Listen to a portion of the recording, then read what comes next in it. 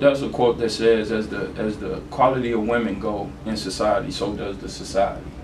And I get it from Honorable Farrakhan, and that's the truth. You know, us as men, and Gotti will attest, we try to act like it, but anything we do is for a woman. I want y'all to understand this, queens. Anything a man do is for a woman.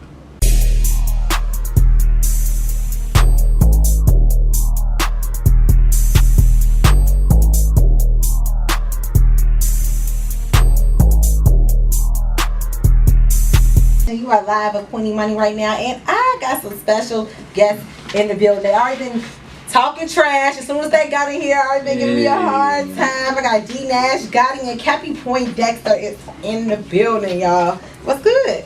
You know, man, it's definitely about bringing Chicago together with D Nash. You know, our city is in a bad way, and the only way we can battle haters with love. You know, they ask, who is D Nash? He's just a well-balanced Chicago man that, you know, not so much gangster, not so much gentleman, but just a well-balanced man that love our entire city and want the best for everybody here.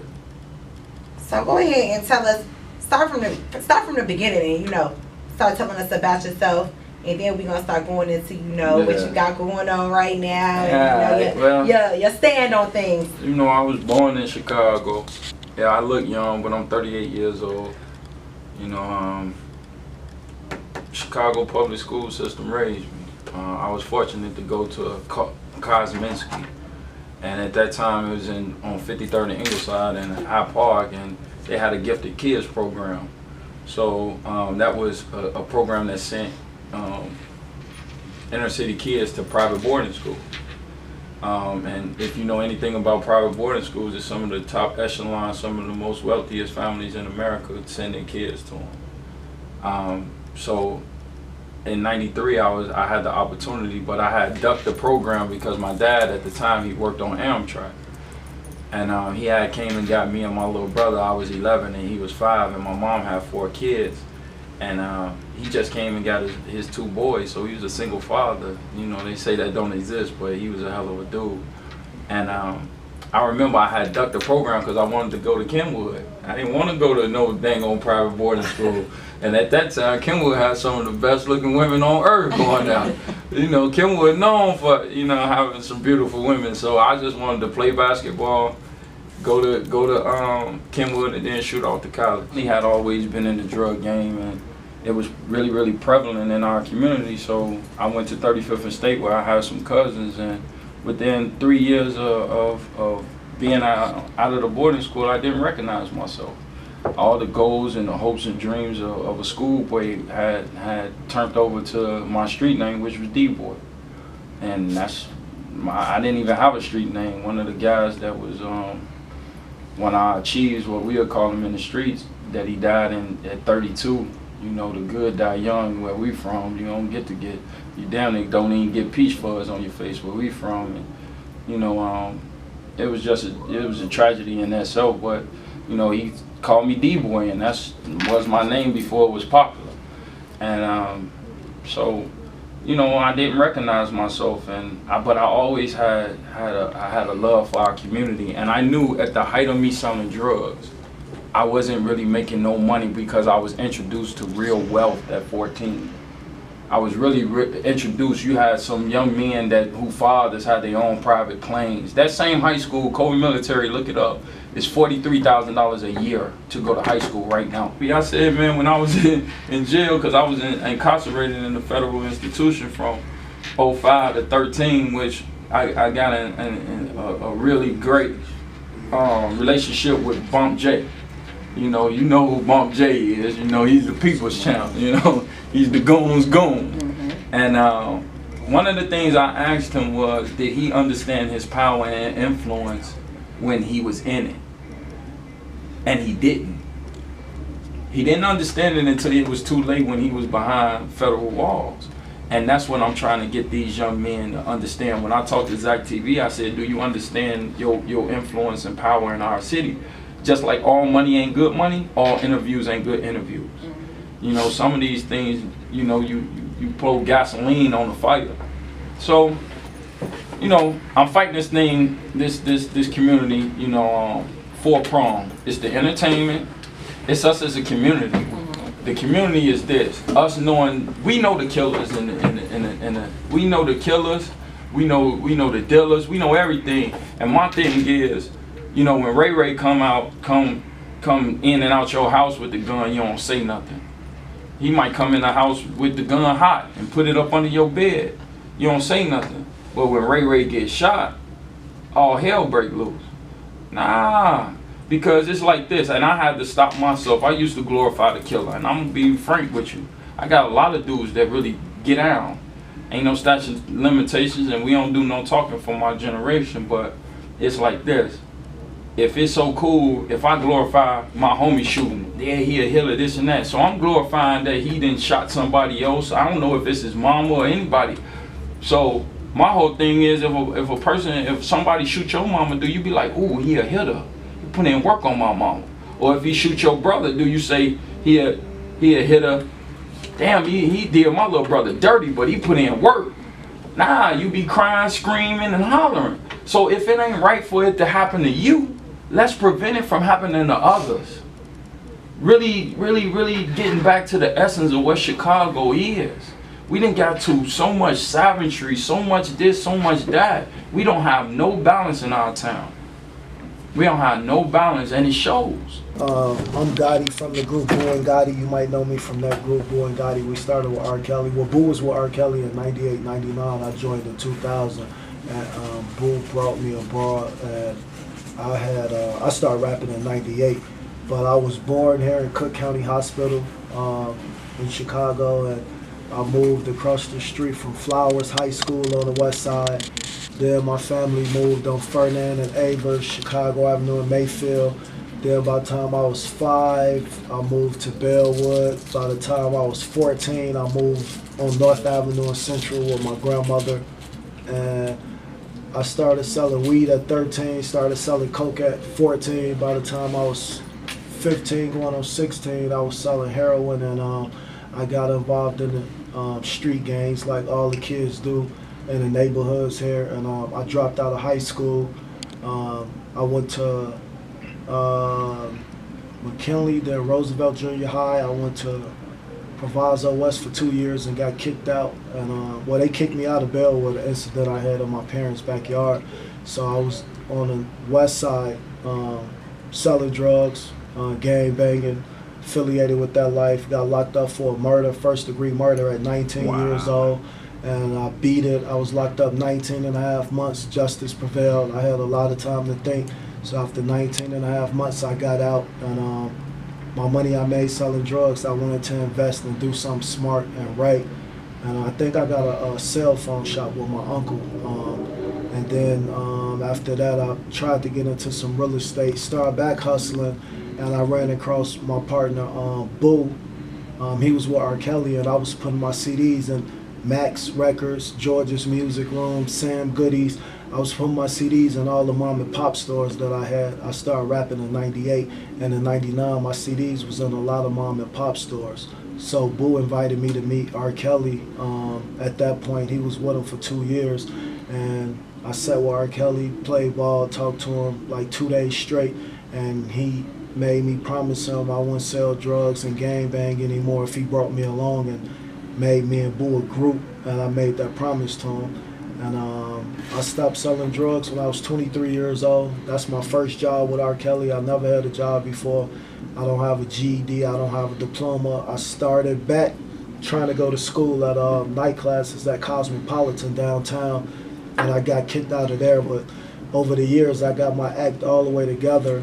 Me and Boo did our first song with R. Kelly after being in the studio 8 months straight. Every day we was in the studio from 4 in the evening to 3, 4 in the morning, every single day for 8 months.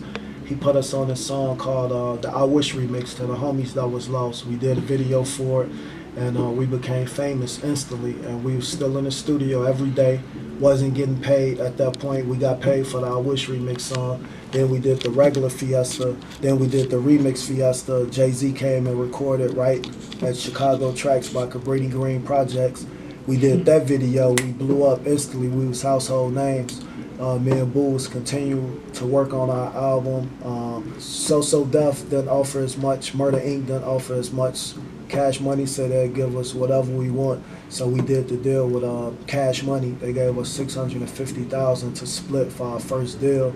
And me and Boo went along and did an album. But pretty much when you sign with a major label, what I want independent artists to know, when you sign with a major label, like you sign your life away, they tell you what to do and how to do it. So our whole album, out of maybe 16 songs, we really had creative control of like 3 songs. So it's best to be an independent artist, what I tell you, because like, you know, Baby's a great businessman, but lyrically he's not there. Slim is a great businessman, so we got them in our ear telling us, we think it should be like this, we think you should say that. So the album didn't come how we wanted it to come. When we signed with R. Kelly, he let us do us at all times. Like, he probably didn't like a song, be like, no, change that, or go back, but it was all us. He never put words in our mouth and never expressed to us to do it this way. So from R. Kelly, we learned the work ethic, like how to work, be in the studio every day. Even on Christmas, I think we was in the studio. We was there every single day, and for 3 years straight. But let it be known, I'm shouting out the West Side, Bellwood, Maywood, the South Side, the whole Chicago. But that's why we can't get it together. Look at it. We going at it already. Ain't nothing wrong with we used to sit at lunch and argue about the West Side versus the South Side. Yeah, I was like, are we really doing this right now? I rep the whole Chicago. Who got the best chicken? Uncle Remus or Harold? Oh, Uncle Remus, hands down. We got Harold. Y'all going Harold? That's crazy because I'm from the South Side and I'm going with Uncle Remus. Hey, Uncle Remus, that's what I'm talking about. Let me give you a hug. You alright with me, yo. Oh, Imani, I'm going to come back and see you. Yo, Imani, my new best friend. I'm going to come back and see you, Imani. I got to. I leave Friday. Before I leave, if you want to go to Uncle Remus, I'll pick you up and take you. Right on Central and Madison. I'll take you. Real talk, man. Real interesting. Real spill, you know. We here going crazy, man. So what we gonna get to? We gonna get to the situation that really has been all over the internet. Yeah, let's go ahead and get to it now. Yeah, we gotta get the captain. Soulja Boy. Perk, what up, Perk? And Rico Recklezz. Soulja Boy and Rico Recklezz. What's really going on with that? Because that didn't sit. I just don't understand how. I don't think it's cool. How other people threatening our people? It just how? So really what sparked it was Soulja Boy came here. He said he was with the right people in Chicago, like he was with the toughest guys. He said some other things, like he with the real killers of Chicago. And he told Lil Yachty, you can't pop out. So, you know, one thing about Chicago, who is you to tell somebody from Chicago what they can, or anybody in Chicago what they can and can't do, and you're not from here? So Rico Recklezz did what he supposed to do, stood up for our city and added Lil Yachty on Twitter and said, Lil Yachty, I'm here, you can go wherever you want to go. Mm-hmm.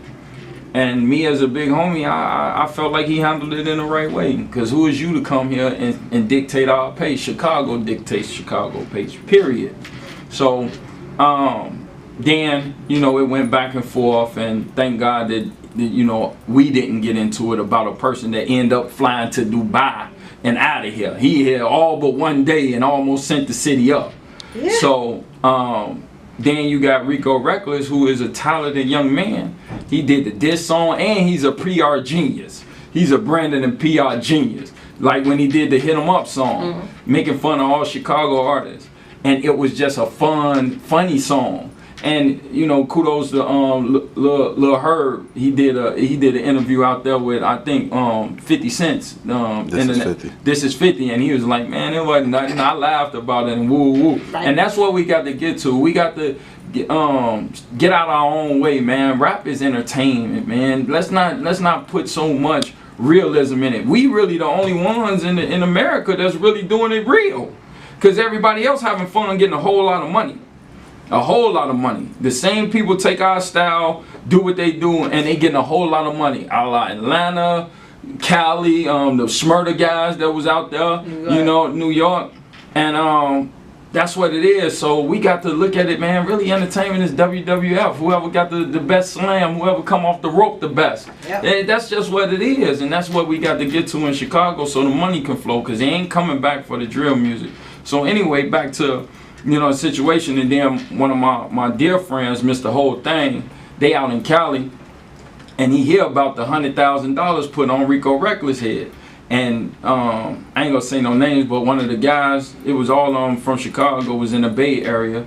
I made a call, the feds kind of allowed me to have a reach far and beyond Chicago. So whenever somebody want to go somewhere, I make a call, and they like family. So they in the Bay Area with shout out to my homie Eels and Alibo out there doing their thing in the Bay Area. And he heard that they did that, and he went off, and they had Soulja Boy number, and that's what you see on the Zach TV interview. You see Whole Thing, and I want to clarify, because it really wasn't a check-in, it really was a clarification. Like, it was some stern words, but it was a clarification. A older man letting a young man know, look, it ain't about the money. It ain't. If you would have put a price on a bomb's head in Chicago, you just can't do that.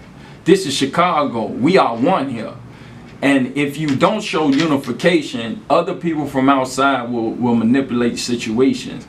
So, Soulja Boy had a situation with Yachty, so he come here and make it seem like Yachty, I got men in Chicago, and everybody knows Chicago's reputation, so now it's looking to like Soulja Boy got goons here. Nah, you don't. Nah, you don't. Keep your butt in Atlanta and California, wherever you at with that bull crap. We don't want it here. And it was just a warning to everybody, like, man, it's a new Chicago. It's about to be a new day where men is held accountable for what they say out their mouth. You go represent Chicago as a well-balanced man. Ain't no one man can tell you what you can and can't do. Ain't not one great gatekeeper in Chicago.